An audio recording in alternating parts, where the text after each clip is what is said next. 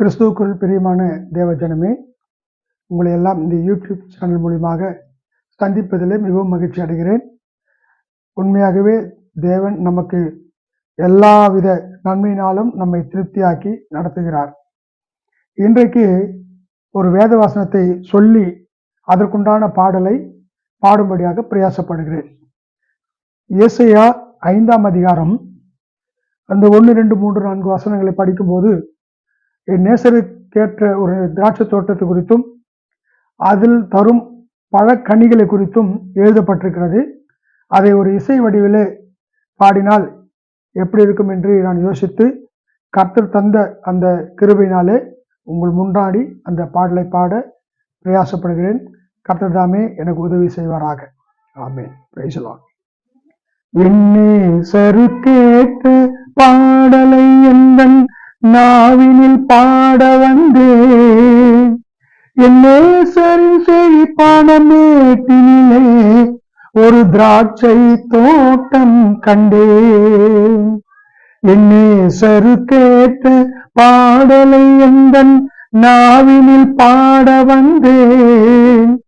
என் நேசரின் செழிப்பான மேட்டினிலே ஒரு திராட்சை தோட்டம் கண்டேன். அது வேலி அடைத்து கல்லை பொறுக்கி திராட்சை செடிகளை நாட்டினார். நற்குண திராட்சை செடிகளை நாட்டினார். என் நேசருக்கேற்ற பாடலை எந்தன் நாவினில் பாட வந்தேன். என் நேசரின் செழிப்பான மேட்டினிலே ஒரு திராட்சை தோட்டம் கண்டேன்.